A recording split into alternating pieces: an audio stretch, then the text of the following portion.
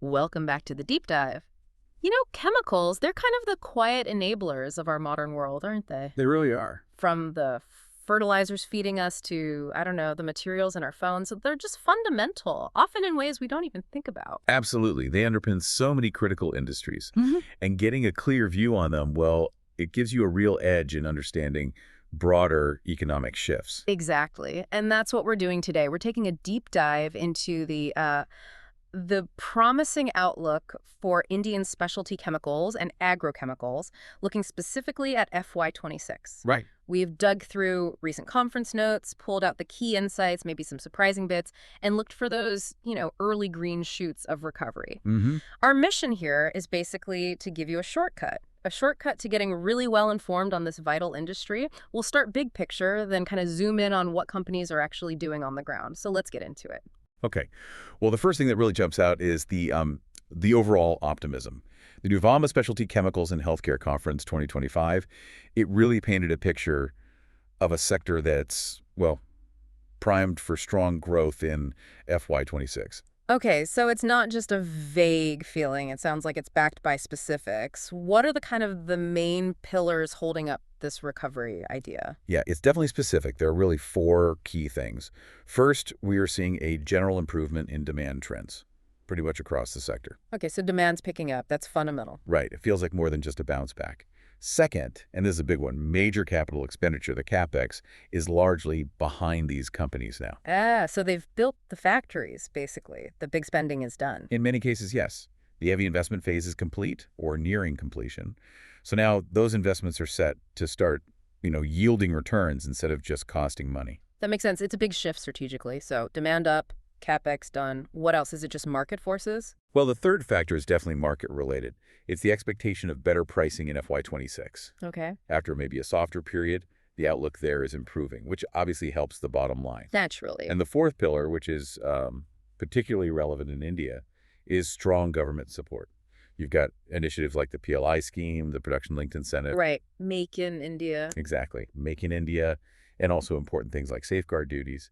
These all help create a more favorable environment for domestic players.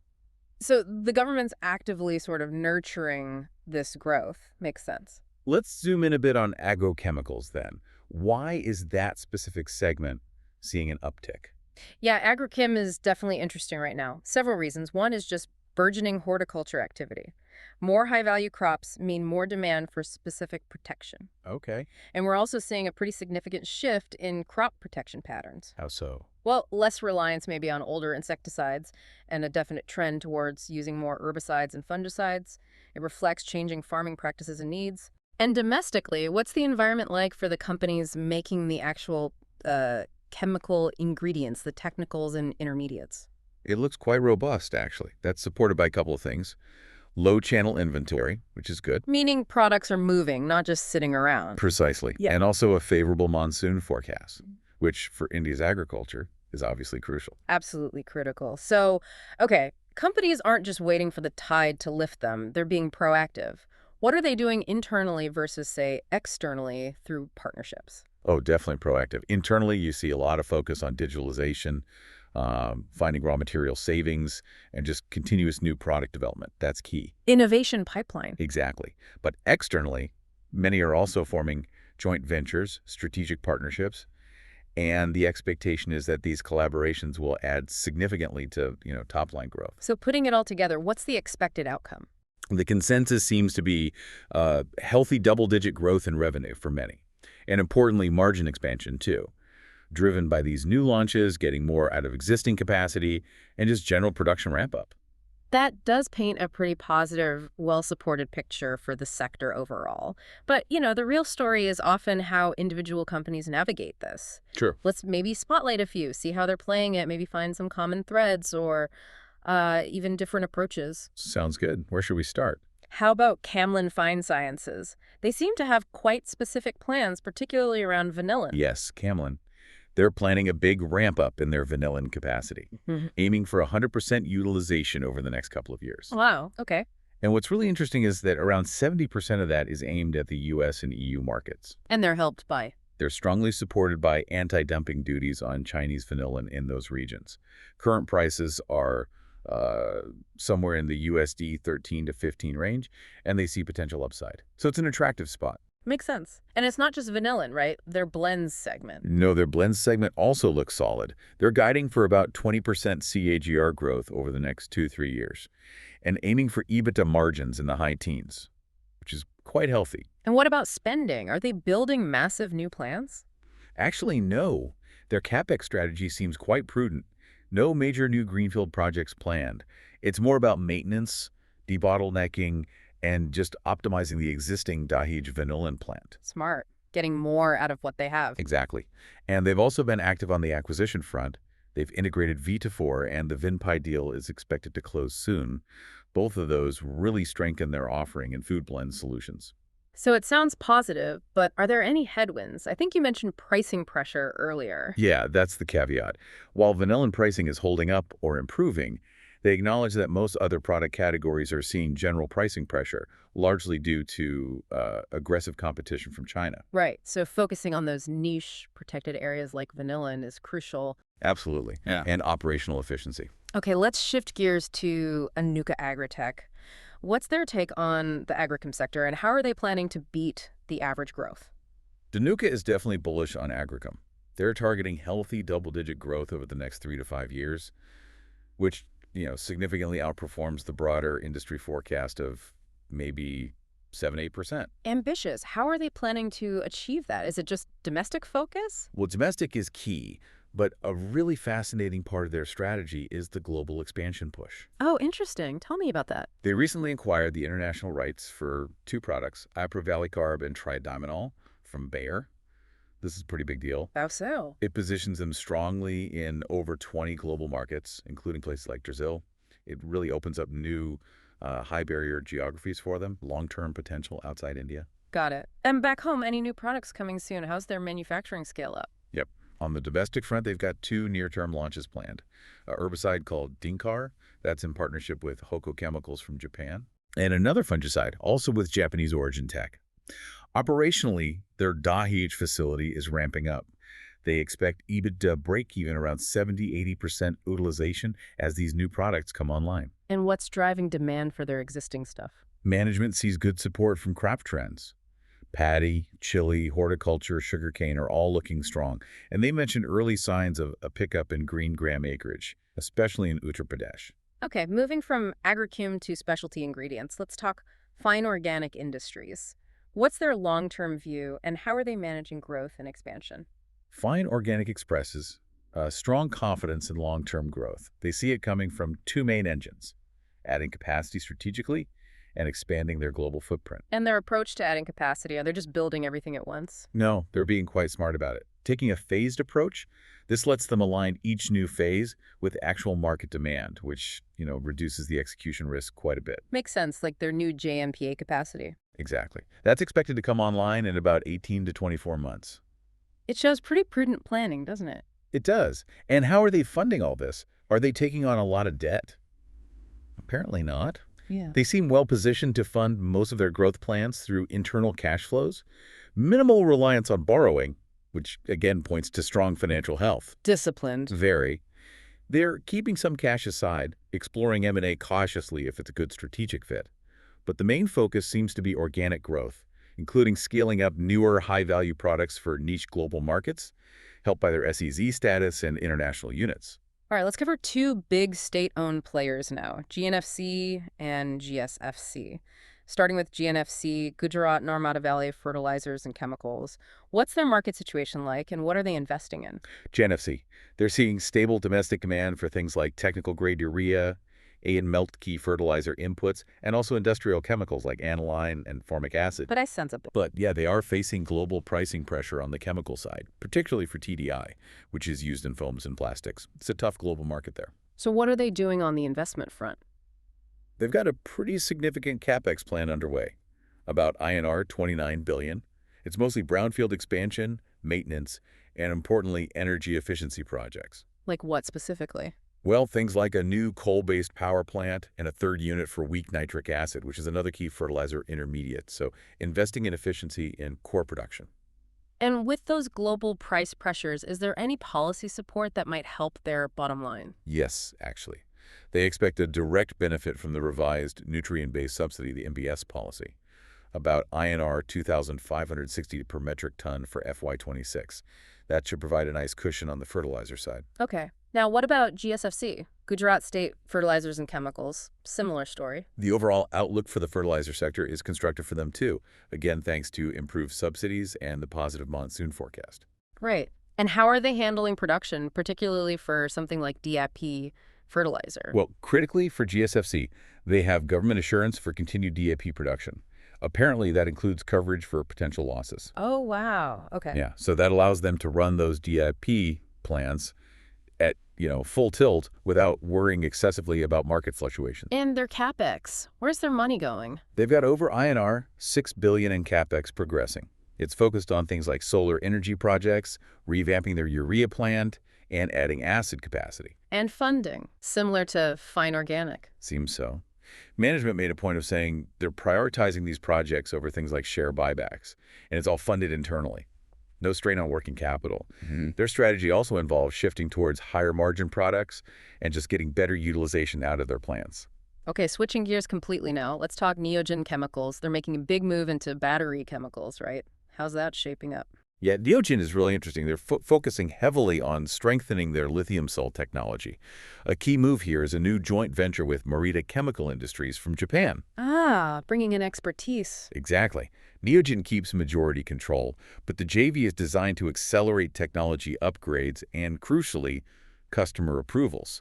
You need that validation for high-spec battery materials. And this positions them how in the bigger picture? It positions them as a credible non-China supplier, which is increasingly important as companies look to diversify supply chains. They're ramping up capacity for electrolytes and salts, aiming to meet demand from India's own upcoming gigafactories. Like Ola, Amara Raja. Right. Ola, Amara Raja, Exide, Reliance. Those are expected to really need supply around 2027, so Neogen's getting ready. But they had that fire incident, didn't they, at one of their plants? How big a setback was that? It was definitely significant. The fire at their MPP3 unit caused estimated inventory losses of around INR 1.6 to 1.8 billion. Yeah. And the reconstruction is expected to cost another INR 2 to 2.2 billion. Ouch. That sounds major. It is. But what's notable is the resilience of their base business. The part that serves other sectors like semiconductors, agrochem, pharma, flavors, and fragrances. Right. That part apparently maintains stable volumes, even with global pricing pressures. So that diversification provided a really important cushion while they deal with the fire's aftermath. Resilience is key. Okay, Yeah. next up, NOCIL Limited. They're heavily linked to the tire industry, correct? What's their outlook there? Yes, NOCIL. They're optimistic about the Indian tire industry. They see it growing at maybe 4 or 6% CAGR. And they're also seeing strong momentum in their international business. U.S., Japan, Southeast Asia seem to be doing well for them. And are they expanding capacity to meet this? They are. They're putting about INR 2.5 billion into capex at their Dahej site to expand capacity for TDQ. TDQ. Yeah, it's an important rubber chemical and antioxidant used in tires. Apparently, some of their product lines are already running flat out at peak utilization, so expansion is needed. Makes sense. And I recall something about trade protection for them, too. That's right. They're involved in anti-dumping investigations against rubber chemical imports coming from China, Korea, and the EU. This is significant because it covers products that make up around 40% of their business. 40%. So a favorable ruling would be huge. Potentially, yes. They mentioned early signs look supportive from the regulators. It could really help level the playing field for them against cheaper imports. They're also strategically trying to increase the share of specialty chemicals in their mix, moving beyond the current roughly 15% revenue contribution. Moving up the value chain. Okay. What about Privi Specialty Chemicals? Aroma chemicals, right? What's their growth story? Privi Speciality, yes. Primarily aroma chemicals. They're confident they can maintain a pretty strong annual growth rate, somewhere in the 20–25% range. Wow. What's driving that? It's driven by adding new products to their portfolio and expanding capacity. Their core strength really remains in aroma chemicals, built on their chemistry expertise and long-standing customer relationships. And are they focusing on efficiency as well? Yes, they expect improvements there too. They're targeting a reduction in their working capital cycle by maybe 15–20 days, and aiming to improve asset turns, getting more revenue per unit of asset from around 1.4x up to 1.7, 1.8x. So better use of capital, better cash flow. Exactly. And on the capex front, they're planning about INR 2.5 to 3 billion in brownfield expansion for FY26. That's aimed at taking their capacity up from about 48,000 metric tons to 54,000. And their geographic exposure, are they heavily reliant on any one market? Interestingly, no. They highlighted minimal exposure to, say, U.S. market risks. Only about 10% of their revenue comes from the U.S. So that gives them a bit of insulation from potential trade issues there. Good diversification. Okay, last one on our list, Sumitomo Chemical India, or SCIL. What's their outlook for FY26 and what are their big strategic plays? SCIL expects a strong FY26. They see volume gains coming from products they've launched recently, plus the benefit of a normal monsoon forecast for their agrochemical business. New products are key for them too, then. Definitely. They have about 5 or 6 new launches planned for FY26. Names mentioned were Excalia Max and Lentigo. And a really big move for them is backward integration. Ah, like making their own ingredients. Precisely. They've started commercial production of CTPR corn and Schwenoprol at their Tyre plant. This is a major insecticide, and its patent recently expired. So now they can make it themselves for the Indian market. Exactly. It significantly boosts their backward integration and competitiveness. But they're also thinking globally. How so? I saw a note about supplying a huge chunk of global demand for one molecule. That's right. It's quite ambitious. They're doubling capacity at their Bhavnagar plant for a key SEC molecule. It's an INR 550 million investment, specifically aimed at being able to supply 40–50% of the global demand for this intermediate. Wow, that requires serious tech and cost advantages. It certainly implies confidence in those areas. And alongside that, they're planning a completely new INR 3 billion multi-product greenfield project at Dahej. That's also aimed at diversifying their global supply capabilities. Domestically, they expect their strong brand and distribution to help them grow faster than the overall industry average. Okay, we've covered a lot of ground, a lot of companies. So stepping back, what does this all mean for you, our listener? If we synthesize all these points, what are the big overarching themes here? Yeah, several key themes really stand out, I think. First, it's definitely a story of resilience and strategic adaptation. Companies aren't just weathering storms, they're actively adjusting course in response to global economic shift. They're not just waiting, they're acting. Exactly, which leads right into the second theme. The absolute importance of innovation and new product development. It's everywhere. Every single company we talked about is banking on new stuff to drive growth. It's nonstop. The R&D engine is critical. Crucial. Third theme. India's growing importance as a manufacturing hub.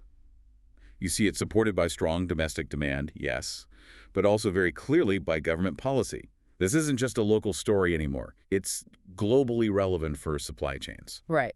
And there's that dual focus too, isn't there? Expanding capacity, yes, but also tightening up operations. That's the fourth point.